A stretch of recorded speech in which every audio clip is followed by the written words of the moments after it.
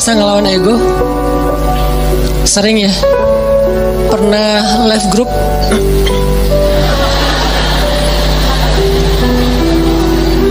Kadang nggak live group, cuman grupnya yang nge-live kita. Gimana grupnya nge-live kita?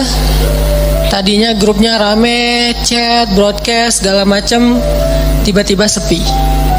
Kenapa sepi? Ternyata mereka bikin grup baru, dan cuman kita doang ya nggak dimasukin ya. Ini namanya bukan live group, grup live kita.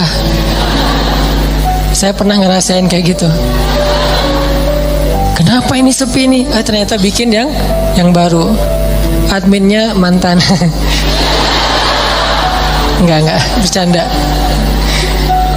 Jadi mungkin kita pernah rame sama orang, pernah clash, pernah sakit hati, pernah baper. Apalagi kadang orangnya itu orang dekat kita, keluarga, pasangan, orang tua, mertua, adik kakak, sahabat, yang pasti rasanya nggak nyaman. Kita tuh nggak pengen lama-lama diam-diaman, pasti kayak gitu.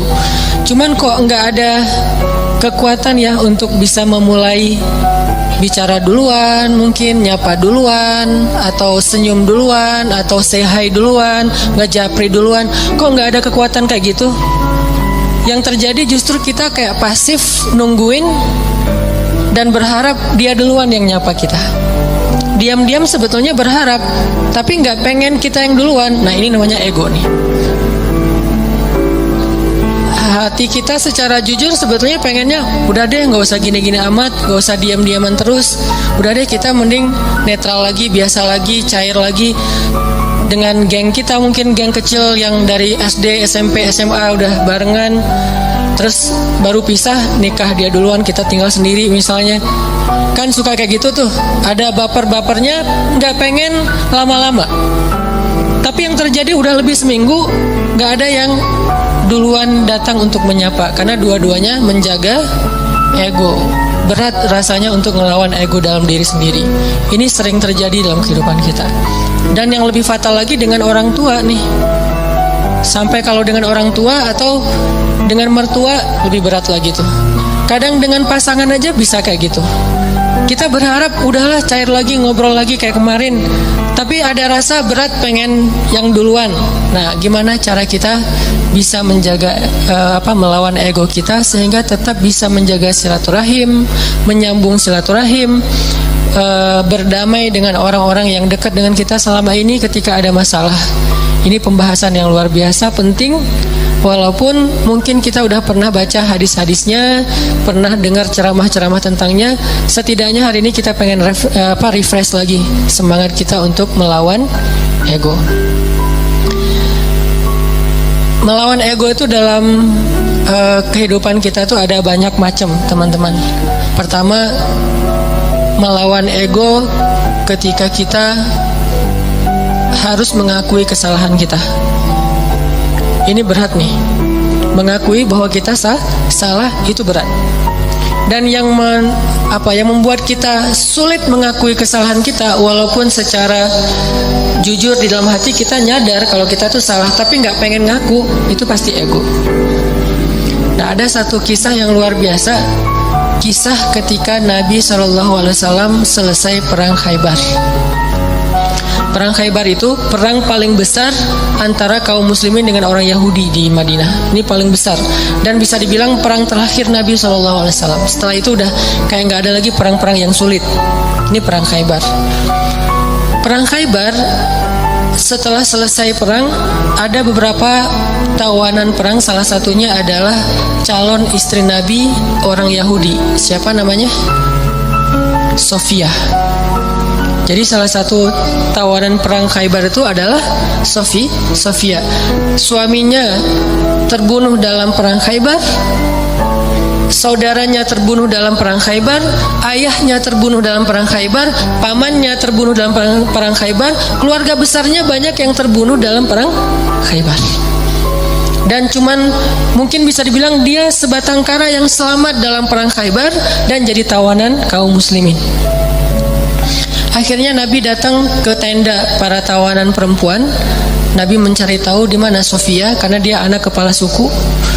Ditunjukkan oleh sahabat, masuklah Nabi dengan beberapa orang sahabat ke dalam tenda Sofia, dan Sofia waktu itu komen dalam postingan itu tuh. Kata Sofia, Muhammad adalah orang yang paling aku benci saat itu. Gimana enggak? Ayahnya dibunuh, pamannya dibunuh, saudaranya dibunuh, suaminya dibunuh.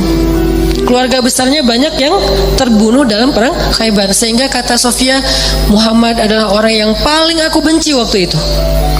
Jadi Nabi datang ke Sofia dalam kondisi Sofia itu lagi benci banget sama Nabi. Ngelihat wajah Nabi juga gak mau, apalagi nge-follow. Ngelihat wajahnya aja gak mau. Kalau Nabi request mau follow, pasti di blok. Jadi benar-benar nih, Sofia lagi marah berat dan lagi baper berat sama Nabi, lagi benci banget sebenci-bencinya, dan lagi sedih sesedih-sedihnya. Gimana nggak sedih? Kehilangan satu keluarga aja sedih, ini apalagi satu keluarga besar, termasuk orang yang paling penting dalam hidupnya, ayah dan suaminya. Apa yang dilakukan Nabi? Nabi datang minta maaf kepada Sofia. Apakah Nabi salah? Tidak. Apakah Nabi zalim kepada keluarga Sofia? Tidak sama sekali. Tapi Nabi tidak punya ego di dalam dirinya. Beliau datang meminta maaf kepada Sofia. Masuk ke tenda Sofia, Sofia, maafkan aku atas kematian ayahmu. Maafkan aku atas kematian suamimu. Maafkan aku atas kematian saudaramu, pamanmu, keluarga besarmu. Kemudian Nabi menjelaskan apa yang sebenarnya terjadi. Aku udah ngasih kesempatan buat ayahmu, tapi beliau menolak. Beliau malah menyerang kami. Beliau malah zalim kepada beberapa kaum muslimin dan seterusnya.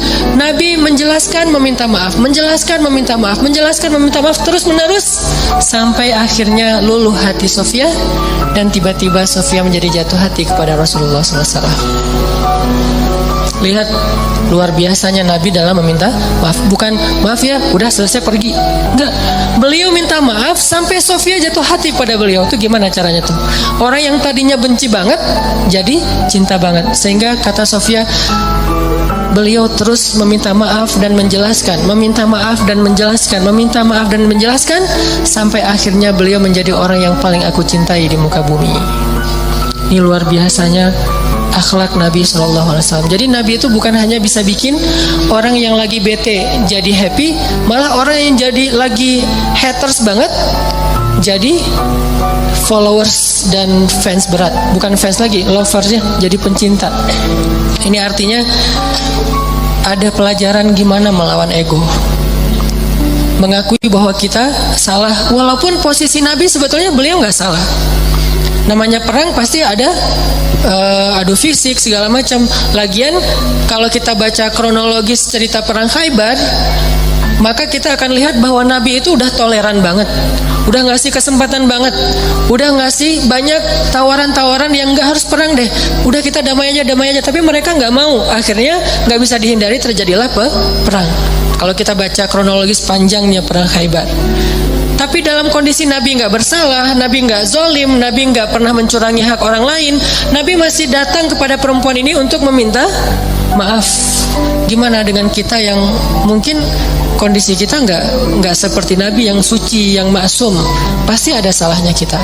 Walaupun kadang-kadang yang pertama salah orang lain, yang pertama salah itu mungkin teman, salah ngomong, salah sikap, atau kadang-kadang sikapnya bukan sesuatu yang gimana, cuman diam doang. Kadang dia diam, kita baper.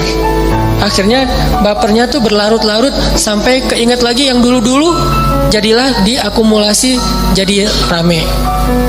Emang sih dia dari dulu tuh kayak gitu, dibawa yang dulu-dulu. Padahal katanya dulu udah dimaafin, tapi masih dibawa lagi. Nah ini artinya kalau Nabi aja yang gak bersalah datang meminta maaf duluan, dan meminta maafnya tuh gak sekali, berjam-jam loh. Kalau kata periwayat cerita itu berjam-jam Nabi minta maaf sampai membuat Sofia perlahan-lahan yang tadinya nggak mau ngelihat mulai ngelihat, yang tadinya nggak mau senyum mulai matanya agak sedikit nggak mau melotot lagi gitu.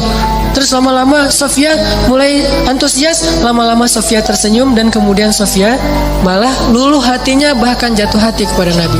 Bukan karena Nabi keren, kece, bukan, karena akhlaknya yang luar biasa. Baru Sofia mengakui kepada Nabi, mengatakan, beberapa malam yang lalu saya mimpi. Baru Sofia jujur, mimpi apa? Saya mimpi, dalam mimpi itu rembulan jatuh ke dalam pangkuan saya. Rembulan purnama banget jatuh ke dalam pangkuan Sofia. Lalu saya ceritakan mimpi ini kepada suami saya dipukul sama suami saya, ditampar sama suaminya. Kenapa? Karena suaminya tahu makna dari mimpi. Kata suaminya, kamu jangan macam-macam, kamu tertarik dengan laki-laki yang di Madinah, maksudnya Muhammad. Padahal Sofia nggak pernah tahu tentang Muhammad, tapi Allah ilhamkan lewat mimpi bahwa kelak Sofia itu akan menjadi salah satu yang mendampingi hidup Nabi Muhammad SAW. Baru Sofia ngomong, kalau saya mimpi rembulan jatuh ke dalam pangkuan saya, tapi saya masih nggak percaya, mana mungkin pembunuh suami saya akan jadi suami saya, pembunuh ayah saya bakalan mendampingi hidup saya. Tapi ketika melihat akhlak Nabi, semuanya berubah. Dialah yang paling layak untuk saya. Ini melawan ego dengan cara meminta maaf, dan itu nggak gampang. Tapi walaupun itu nggak gampang, justru karena dia sulit, balasan di sisi Allahnya luar biasa. Sehingga ada kaidah dalam fikih, al jaza min jinsil amal, al jaza ala qadril masyaqqah. Balasan itu tergantung sulitnya beramal.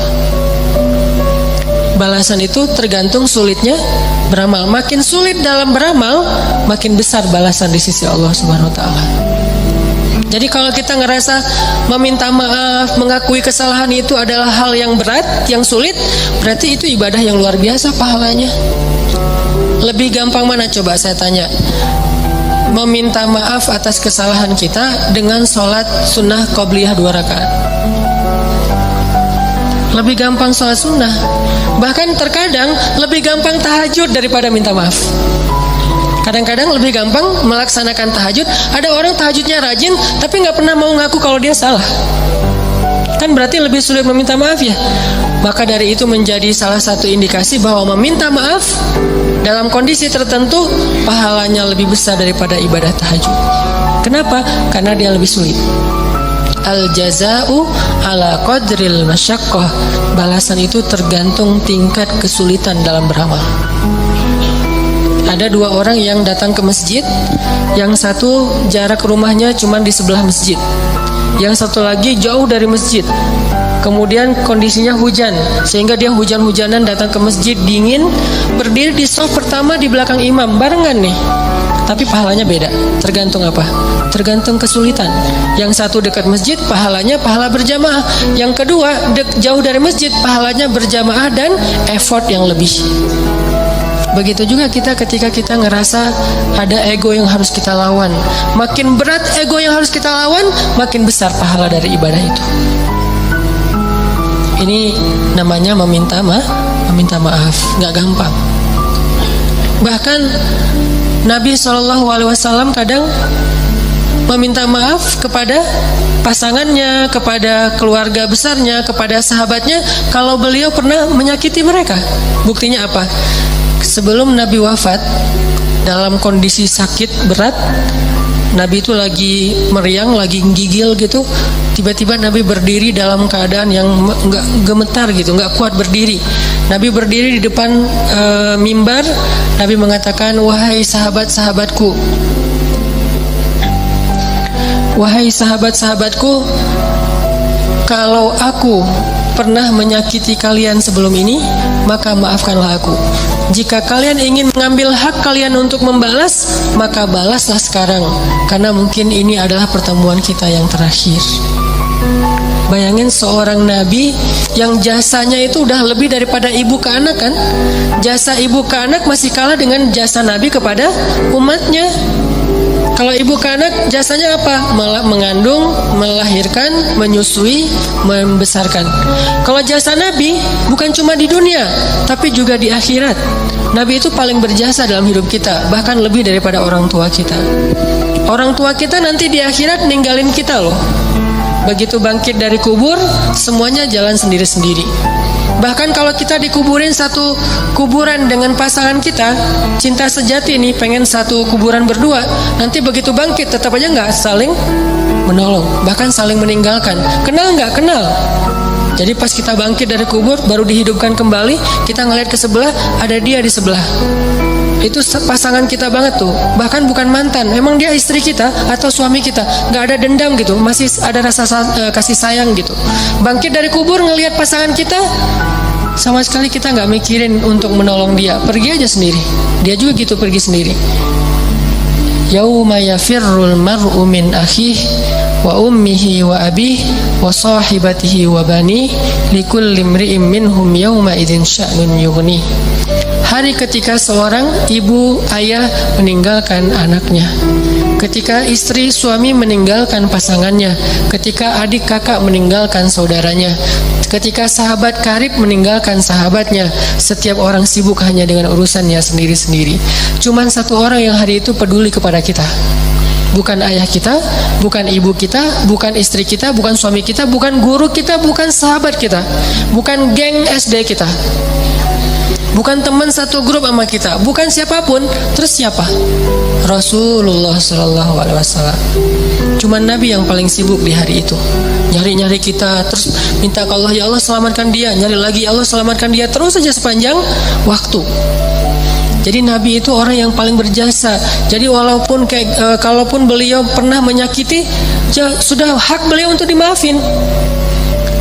Kecil kesalahan beliau kalau pernah pun menyakiti sahabat dibandingkan dengan jasa yang sangat besar.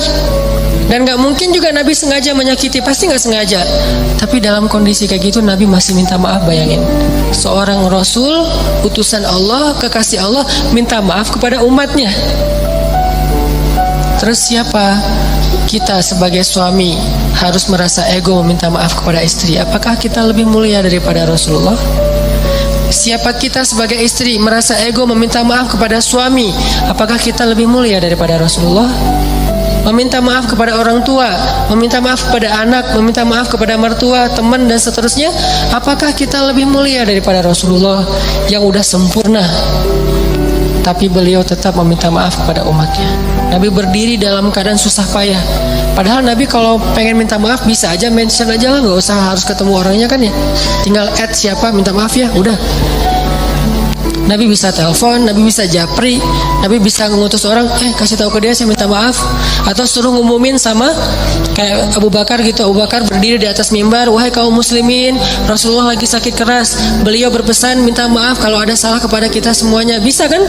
Tapi saking seriusnya Nabi minta maaf, beliau dalam keadaan sangat lemah dan itu sakit yang membuat beliau wafat loh, berarti sakit keras banget nih. Tapi beliau sempat-sempatin untuk berdiri di atas mimbar dalam keadaan gemetar dan mengatakan, maafkanlah aku wahai kaum muslimin, wahai sahabat-sahabatku. Dan kalau kalian sulit menerima permintaan maaf, maka balaslah sesuai dengan hak kalian. Nabi siap dibalas. Dan itu jujur dari Rasulullah. Tiba-tiba seorang sahabat yang kita tahu, Ukasyah, berdiri mengatakan, ya Rasulullah, saya akan mengambil kisos. Para sahabat semuanya kaget. Ukasyah kok tega banget sama Nabi, nggak ngelihat Nabi lagi sakit keras. Dan itu kekasih mereka semua. Mereka lebih mencintai Nabi daripada orang tuanya, daripada pasangannya. Makanya ada istilah bi abi wa ummi anta ya Rasulullah. Engkau lebih kami cintai dari semuanya ya Rasulullah. Tiba-tiba Ukasyah bilang, ya Rasulullah, saya menuntut kisos. Karena dulu Rasulullah pernah mencambuk punggung saya ketika sedang mengendarai onta, nggak sengaja kena pas ngangkat kayak cambukan gitu untuk ini onta, kena Ukasyah. Nabi langsung meminta dipapah untuk turun dari mimbarnya, wahai Ukasyah, ambillah hakmu. Sama sekali nggak berubah wajah Nabi.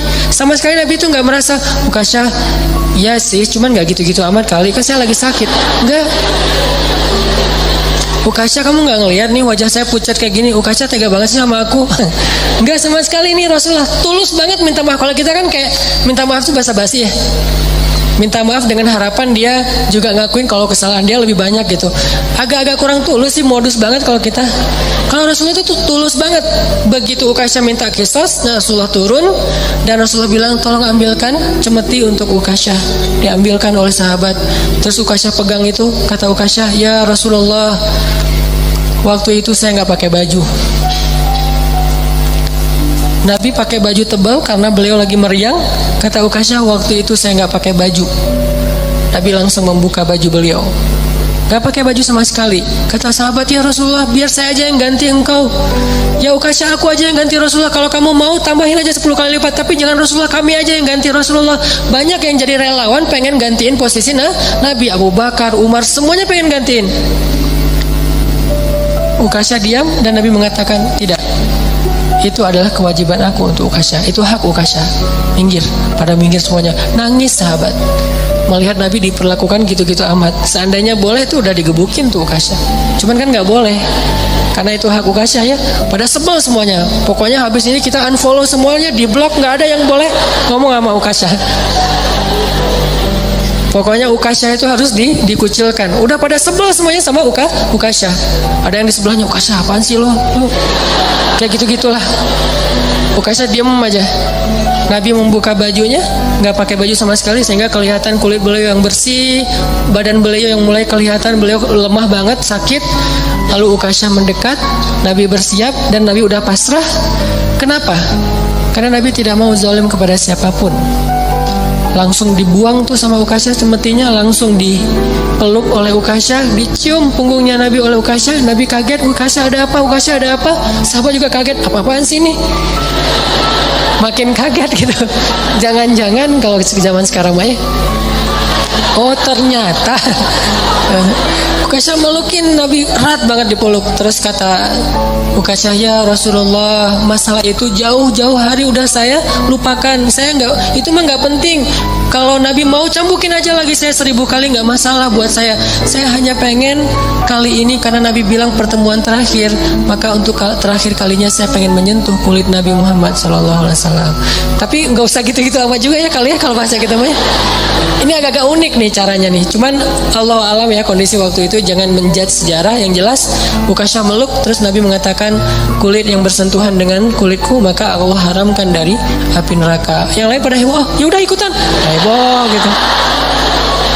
Sambil meluk, sambil selfie, ada yang pengen update status gitu. Kalau zaman sekarang kan nggak lupa ya kemana-mana bawa handphone, sadar kamera banget.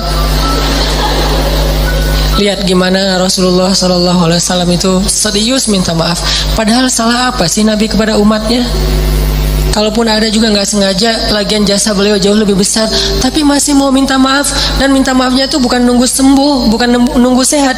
Dalam keadaan sakit keras juga beliau datangin orang untuk minta maaf. Artinya seandainya Ukasha nggak ada di situ, Nabi datangin tuh rumah Ukasha minta maaf. Bukan ditelepon, didatangin orangnya. Didatangin orangnya buat apa? Meminta maaf.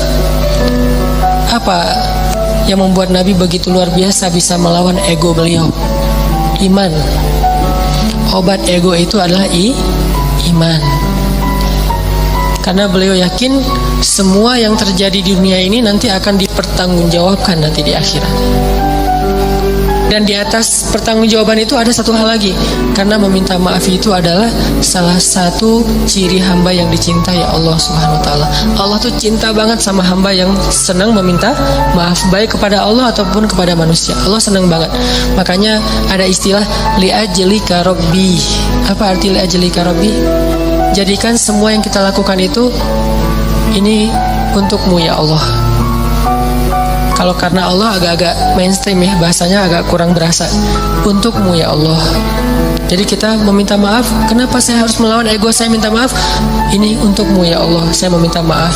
Ini untukmu ya Allah, saya memaafkan. Ini untukmu ya Allah, saya menahan amarah. Ini untukmu ya Allah. Ini untukmu. Semua yang kita lakuin dalam kebaikan-kebaikan di dunia tuh, coba kita niatkan, ini untukmu ya Allah. Kalau bukan karena engkau, saya nggak akan sanggup melakukan ini. Jadi bukan untuk suami, bukan untuk teman, bukan untuk orang tua, mertua, bukan untuk orang lain, tapi untuk Allah. Coba niatkan itu. insya Allah akan lebih ringan. Kadang-kadang yang buat kita ego dan ngerasa berat itu kan ngerasa bahwa ini untuk orang itu ya, udah dia jahat ke saya terus saya maafin, enak banget. Kalau untuk dia kita ngerasa agak-agak kayak rugi gitu. Tapi kalau untuk Allah, ini untukmu ya Allah, saya melakukan hal yang berat kayak gini, niatkan untuk Allah bukan untuk orangnya, maka insya Allah Allah akan melapangkan dada kita.